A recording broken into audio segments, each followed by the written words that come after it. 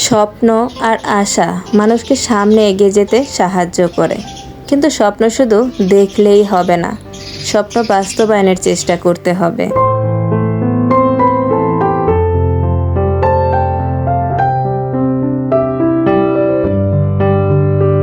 বিসমিল্লাহির রহমানির রহিম। Hello everyone, আসসালামু আলাইকুম। কেমন আছেন সবাই?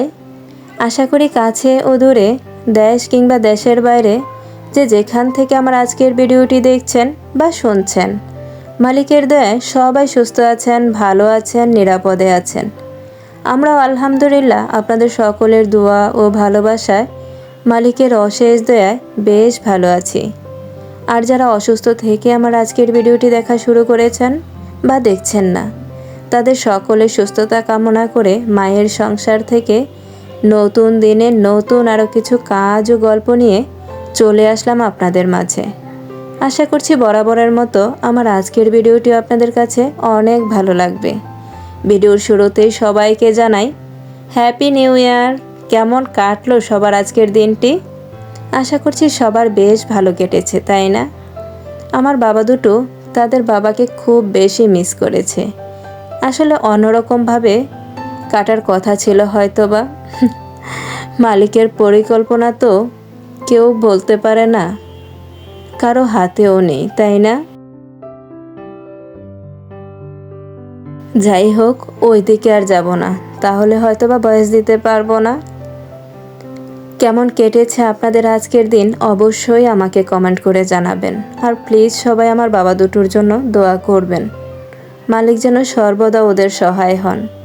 জগতের কেউ ওদের পাশে থাকুক বা না থাকুক, মালিক যেন সব সময় ওদের সহায় হয়। স্বপ্ন, আশা মানুষকে বাঁচিয়ে রাখে, কিন্তু এই স্বপ্ন আর আশা সফল হতে দেয় না মানুষের অলসতা বা পরে করব এই একটি কথা। কে কে আমার সাথে একমত কমেন্টস করে জানাতে পারেন। আজকে ওই রকমই একটি গল্প আপনাদের সাথে শেয়ার করব। স্বপ্ন শুধু দেখলেই হয় না, স্বপ্ন বাস্তবায়নের জন্য নিজেকে ওইভাবে দৃঢ় প্রতিজ্ঞ রাখতে হয়, আমি এটা করবই। যতক্ষণ পর্যন্ত আপনি নিজেকে ওইভাবে প্রস্তুত করতে না পারবেন, তখন কিন্তু এই স্বপ্নটা আপনার রাতে ঘুমানো স্বপ্নের মতোই হয়ে থাকবে, যেটা আপনার ঘুমিয়ে দেখা স্বপ্নগুলোর কিন্তু ওইভাবে কোনো ভ্যালুয়েবল থাকে না, তাই না? রাতে দেখলাম ঘুমিয়ে, সকালে উঠে ভুলে গেলাম, এই স্বপ্ন কিন্তু আমাদের জীবনে বাস্তবায়ন হওয়ার কোনো আশা নেই। কিন্তু জেগে থেকে আমরা যে স্বপ্নগুলো দেখি, সেগুলো বাস্তবায়নের জন্য অবশ্যই আমাদেরকে দৃঢ় প্রতিজ্ঞ থাকতে হবে। ওই রকমই একটি গল্প নিয়ে সাজিয়েছি আমার আজকের ভিডিও।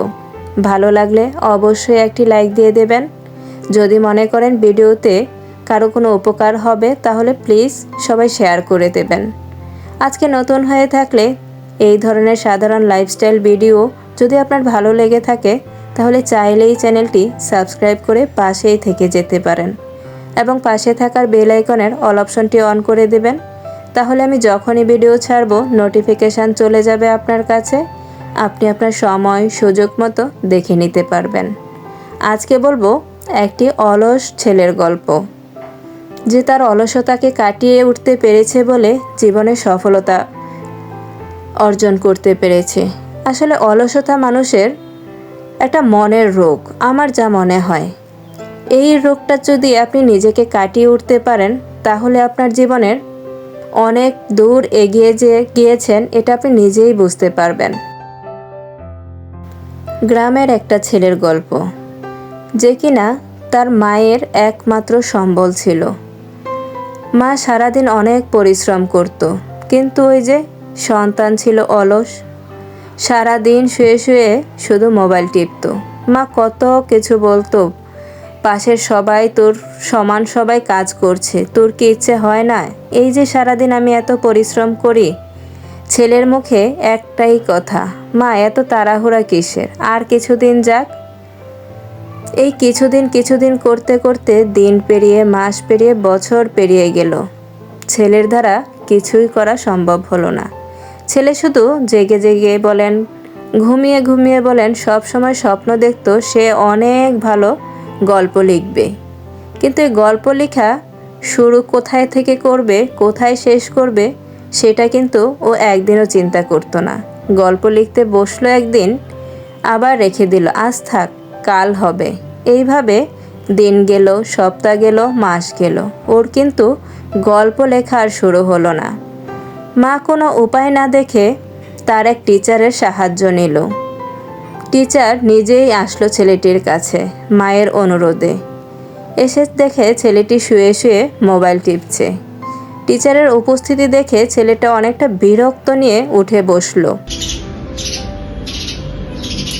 উঠে বসে স্যার জিজ্ঞেস করলো, তুই বড় হয়ে কী হতে চাস রে?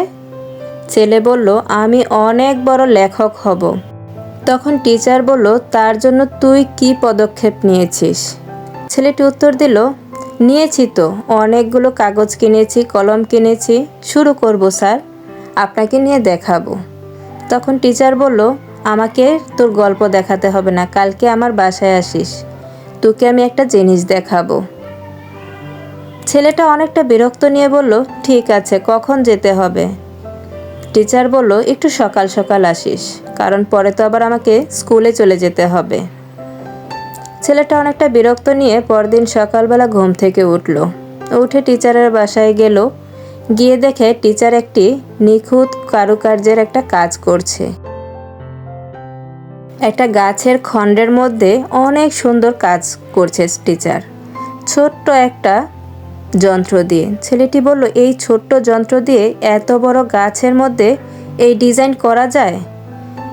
টিচার উত্তর দিল, একদিনে কিন্তু সম্ভব হয় না, অল্প অল্প আঘাতে অনেক দিনের প্রচেষ্টায় কিন্তু এত সুন্দর কারুকার্যের উপস্থাপন তোর সামনে। কেমন লেগেছে বলতো? ঠিক তেমনই তুই যদি গল্পটা লিখতে চাস, তাহলে প্রতিদিন এক পৃষ্ঠা করে লেখ, দেখবি তোর গল্প লেখা হয়ে যাবে। একবারে তুই কোনো দিনই লিখতে পারবি না। ছেলেটি টিচারের কথা মাথায় নিয়ে বাড়ি চলে আসলো। এসে পেজ কলম সামনে নিয়ে বসে এক পেজ করে লেখার সিদ্ধান্ত নিল যে আজ থেকে আমি 1 পৃষ্ঠা লিখব, প্রতিদিন এটা লিখবই। আমার যত কিছুই হোক, যত কাজের ব্যস্ততাই থাক, আমি এটা লিখবই। এই প্রচেষ্টা নিয়ে ছেলেটি শুরু করলো। সপ্তাহ গেল, মাস গেল, একটু একটু করে দেখা গেল ছেলেটির পুরো বইটাই লেখা কমপ্লিট হয়ে গেছে। তারপর ছেলেটির মাথায় আসলো, এখন তো এটাকে ছাপাতে হবে বই আকারে। এগুলো তো খাতার পৃষ্ঠার মধ্যে লেখা। তারপর 1 জন 2 জন এভাবে প্রতিটা ছাপাখানায় ঘুরতে লাগলো। কেউ ওর বই ছাপাতে রাজি হলো না। তখন আবার মনে হলো ওই টিচারের কথা, হাল ছাড়লে চলবে না, একটু একটু করে প্রচেষ্টা চালিয়ে যেতে হবে, তাহলেই বের হবে সুন্দর সাফল্য। সেই উদ্যমে গ্রাম থেকে শহরে ছুটল। শহরের একটা ছাপাখানায় ছেলেটির বইটি ছাপাতে রাজি হলো। আলহামদুলিল্লাহ, ছেলেটির বইটা অনেক মার্কেট পেয়েছিল। ছেলেটি সফল হয়েছে। ছেলেটি তখন থেকে নিজেকে অলসতা দূর রাখার প্রচেষ্টায় ছিল, আর ওর শরীরে অলসতা আসতে দেয়নি ও। আসলে এইভাবেই আমাদের থেমে থাকলে চলবে না, একটু একটু করে নিজেদেরকে সামনে এগিয়ে নিয়ে যেতে হবে, তাহলেই হয়তোবা আমরা কিছু একটা পেতে পারি। সবটাই তো মালিকের ইচ্ছা, আমরা শুধু চেষ্টা করতে পারি, তাই না? কেমন লেগেছে আমার আজকের গল্পটি অবশ্যই সবাই জানাবেন। ভালো লাগলে লাইক, কমেন্ট, শেয়ার করতে একদমই কেউ ভুলবেন না। আজকের ভিডিও থেকে আমি এখানেই বিদায় নেব।